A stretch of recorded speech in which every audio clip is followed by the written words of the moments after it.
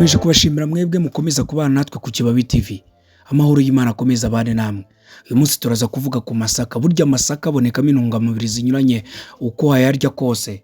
Amasaka ari mu bihingwa bya mbere mu bihugu byacu ndetse akaba no mu biribwa bikoreshwa cyane mu mafunguro yacu ya buri munsi. Kubona igikoma kitarimo amasaka ni gake cyane. Ntawe utazi imvugo ngo ikigage cy'ibyumba, iki nacyo gikomoka ku masaka. Umutsima wa Kinyarwanda ukoze mu masaka, reka kenshi ku munsi w'umuganura. Ugaragaza ko amasaka afite runini mu mirire gakondo. Kuba amasaka ari ifunguro ry'ingenzi uko wayarya kose, ni ukuvuga kuyaryamo umutsima, kuyateka ari impengeri, kuyanywamo igikoma no kuyakoramo umugati cyangwa gato, birangwa nuko amasaka akungahaye ku ntungamubiri zinyuranye.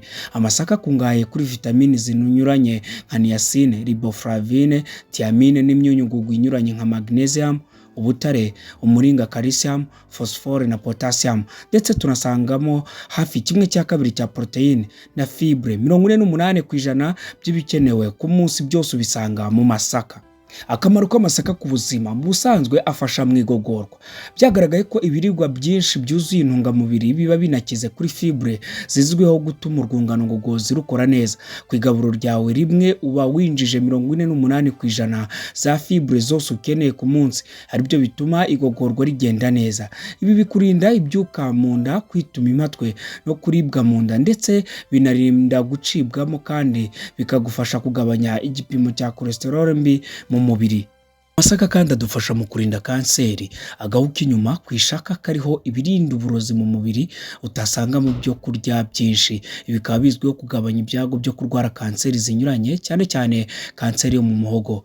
Ibi amasaka akaba birusha ingano ndetse n'ibigori. Amasaka kandi akadufasha mu kurwanya diabete. Ibinyasukari byinshi iyo bishwanyagurika bihindukamo isukari ishobora kongera igipimo cy'isukari mu maraso.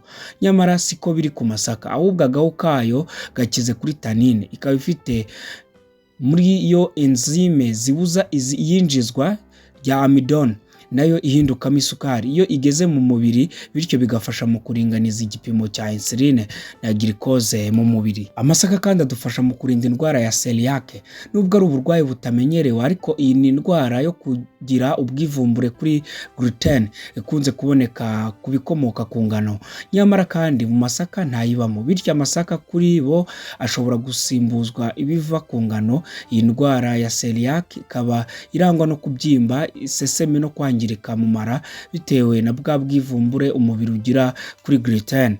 Ubuzima bw'amagufwa: amasaka adufasha ku buzima bw'amagufa. Mu masaka habonekamo magnesium ku gipimo cyo hejuru. Iyo igeze mu mubiri ituma igipimo cya calcium mu mubiri winjiza kizamuka. Imyunyungugu ibiri ikaba ari ingenzi mu mikurire y'amagufwa ndetse no gusana amagufwa yangiritse cyangwa ashaje. Ibi bifasha mu kurinda indwara zifata amagufwa zinyuranye, bityo amasaka akaba ari ingenzi ku bantu bakuze. Amasaka kandi adufasha mu maraso n'insoro zitukura. Umuringa n'ubutare biboneka mu masaka kimwe na magnesium na calcium. Umuringa ufasha umubiri kwinjiza ubutare ukeneye. Ibi bikaba bifasha mu kurinda indwara y'ikizungera. Iyo ufite ubutare n'umuringa bihagije mu mubiri, bituma insoro zitukura zikorwa kandi zigakura ku gipimo cyo hejuru. Byongerera ingufu, itembera ry'amaraso, isanwa ry'uturemangingo fatizo, gukura k'umusatsi no kongera ingufu mu mubiri. Ku ifunguro rimwe uba winjije 58% by'umuringa ukeneye ku munsi. Amasaka kandi adufasha mu kongera ingufu. Niacin ariyo vitamine B3 ni ingenzi mu guhindura ibyo twariyemo ingufu zifasha umubiri gukora imirimo yawo ya buri munsi. Mu masaka rero dusangamo 28% bya niacin ukenera ku munsi. Icyitonderwa rero: ntabwo hagaragara uwagize ubwivumbure ku masaka n'ibiyakomokaho. Icyakora birashoboka ko gukoresha ibikomoka ku masaka ku bwinshi byateza umubiri ibindi bibazo. Niyo mpamvu wakoresha ibikomoka ku masaka ku gipimo kidakabije. Ikigage cyangwa amarwa ni kimwe mu byo kunywa bikorwa biturutse ku masaka, nyamara bisembuye. Mu gihe atari icyo wiyengeye, wabanza kumenya neza uko cyakozwe, kuko hashobora kongerwamo ibindi byakwangiriza ubuzima bwawe. Reka tubabwire ngo iki ni Kibabi TV.